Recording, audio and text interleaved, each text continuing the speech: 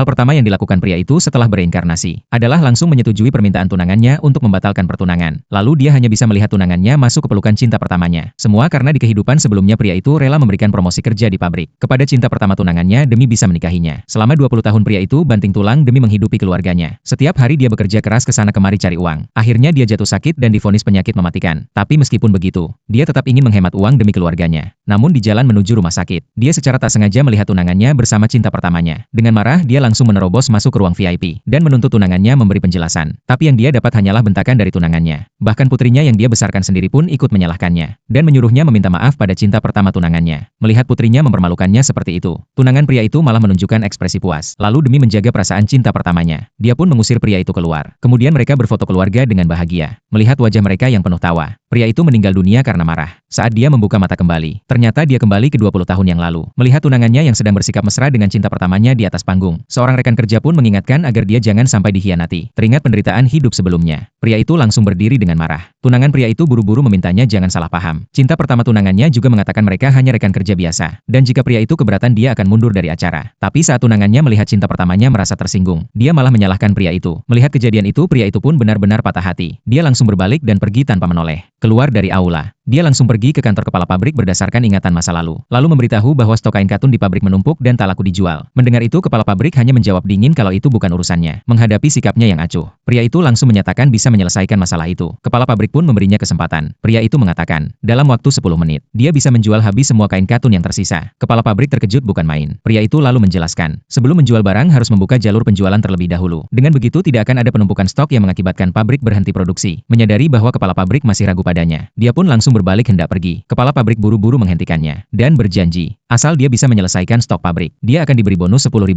Mendengarnya, pria itu langsung mengambil buku kontak di meja, dengan cepat membuka daftar relasi bisnis, lalu menggunakan bahasa asing yang fasih untuk berkomunikasi dengan pembeli luar negeri. Kemudian berganti ke dialek lokal untuk bernegosiasi dengan pabrik dalam negeri. Saat itu putri kepala pabrik masuk ke kantor. Melihat pria itu berbicara berbagai bahasa dengan lancar membuatnya sangat terkejut. 10 menit kemudian pria itu menyerahkan kembali telepon pada kepala pabrik, dan dengan tenang mengatakan bahwa dalam 3 hari, semua klien akan datang menandatangani kontrak. Mendengar itu, kepala pabrik sangat gembira. Demi mempermudah pria itu menjalin kerjasama, dia langsung memberikan telepon pribadinya dan menjanjikan bonus $10.000.